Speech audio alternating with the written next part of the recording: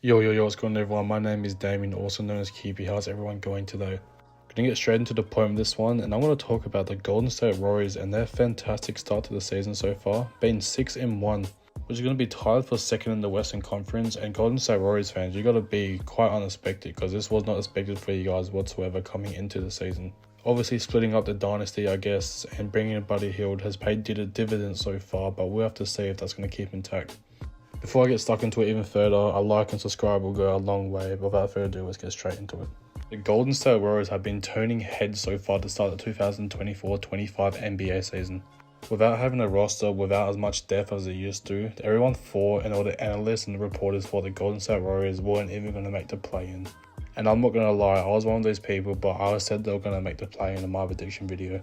But hey, we're here to overreact for a reason. It's still early in the season, so we can't take a whole lot out of this, but we are going to overreact. You guys know the drill. As I just mentioned, the Golden State Warriors are 6-1, and that is just a massive thanks to Buddy Hield. He's been lighting it up. I'll get more to the player side of stats and I guess input and effort a bit later, but right now I want to talk about the team, and just the system that Steve Kerr is running is just beautiful to watch.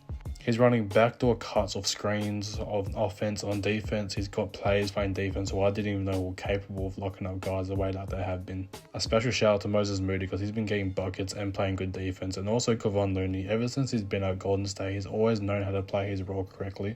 But as I said before, we'll get stuck into the players later. But right now, we're going to focus on the team stats and where I think they're going very, very well at the moment. The main thing that caught my eye at first, the Golden State Warriors actually allowed the second fewest points in the entire league, only 104.30 points a game.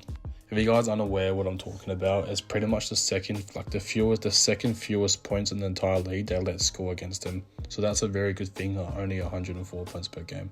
I tried to break that down as best as I could, so I'm sorry if you guys couldn't still understand me. And not only are they holding the team to the fewest points, but they are also averaging the third most points in the league at 121 points per game, which is just unbelievable. The fact that they're putting in the effort on the defensive end, it is obviously turning into offensive motion, to the fact where they can hold and score the third most points in the league in night in and night out so far to begin the season. And not only is their defense and also their offense stepping up, but their offense is going to take another hit in the right direction. They're going to average the fourth highest 3-point percentage per game.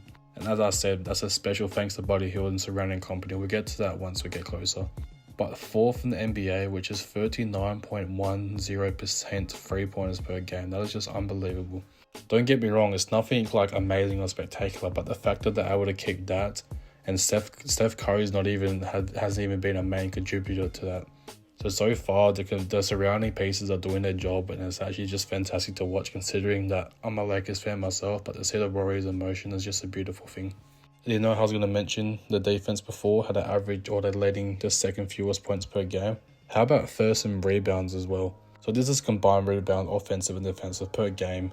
And get this right, they're almost averaging 50 rebounds per game, only 0.3% off that mark, which is just like unbelievably like crazy, considering that they don't have like a solid center. I guess they got Kevon Looney and Trace Jackson-Davis, but I guess you wouldn't pinpoint them as like top centers in the league. But that's all thanks to Draymond Green as well. As I said, we'll get into the players side of stuff a bit soon, but it's just amazing that the fact that a team without, I guess, a very good solid center can almost grab 50 rebounds per game. And going back on the defense as well, this all connects to the defensive rebounding and the average, the second fewest points per game. They're going to hold their opponent to the second worst 3-point percentage in the league as well. So pretty much what stats are saying, if the Golden State Warriors are versing a team, whoever it may be, they're not going to have a good night from the 3-point line. And that's simply because the Golden State Warriors have just been all over that. And also, as I said multiple times, their defense is creating offense, and the offense motion has been beautiful, and that pays dividends as well, because they're third in the entire association on the assists per game as well, just averaging 31 per game. I shouldn't say just averaging 31, because that is amazing. They're just averaging just under 31, which is just ridiculous. And no one on this roster is averaging over 10 assists so far, so it's been pretty well spread, and it's just, as I said, beautiful to watch. Like, did you guys just watch that play on screen? They just ran a back cut off a Draymond Green screen. Like, that was just beautiful. And I'll just keep mentioning, their defense has been really underrated, because they're going to be fourth in the entire association for blocks per game as well, just under 7 per game, with yet again not a solid big man in the rotation. I'm not trying to bash on Trace Jackson Davis or Kevon Looney, but you guys know what I mean. Hopefully Warriors fans can agree with me. Last thing last though, I want to talk about the players, and it's just been unbelievable some of these names I'm about to bring up. Buddy Hield, ladies and gentlemen, 22 points per game, 50% from the 3-point line. Are you kidding? And 51% from inside the arc. Like, are you kidding me? Those numbers are just unreal. Buddy Hield, take a stand. Or should I say, take a bow, because just keep doing what you're doing and the Golden State Warriors are 100% going to be a playoff team. This is just crazy. And the fact that Stephen Curry was injured and they were still able to win games because of this man is just unbelievable. I'm just lost for words. I'm stuttering like an MF. So, and then also, if you guys don't believe me, Buddy Hield is actually top 10 in MVP racing at the moment. That's just unreal. Obviously, I don't expect him to stay top 10 in the MVP for the entire season, but man, he's had one hell of a hot start.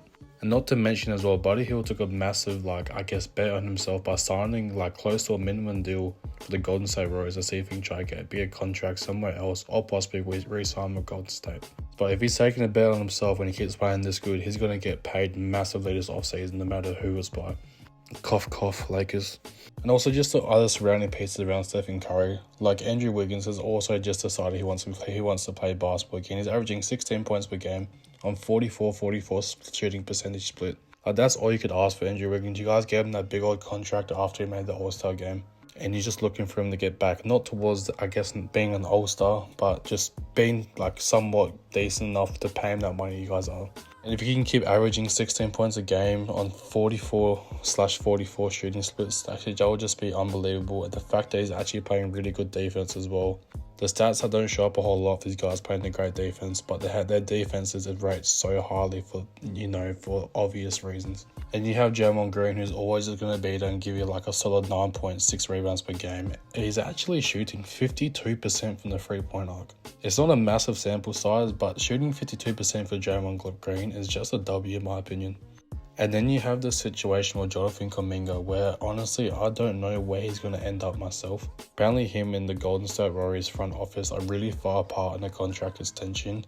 And I honestly be shocked to see if he ends up re-signing with Golden State. To be honest, if that love doesn't get fixed between him and Steve Kerr, he might be out the door very, very soon. And also, as I just mentioned Kevon earlier, he's averaging 5 points per game with 8 rebounds. As I said, he just comes in and plays his role no matter what it is. The only thing I could ask high from him, if he can get his field goal percentage up a bit higher, he's only shooting 43%, and that man, literally about 95 of his shots come inside the paint.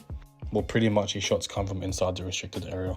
And you have the other surrounding pieces as well, like Moses Moody has been fantastic. Kyle Anderson, I guess, is still finding his footing. And obviously you got the star of the show, the 4-time champion, the gold medal MVP, 3-point champion, blah, blah, blah. You guys know who I'm talking about, Stephen Curry. One of the greatest point guards, if not the greatest point guard to ever walk this planet Earth. He's actually having a really average start to the season, but that just does not matter.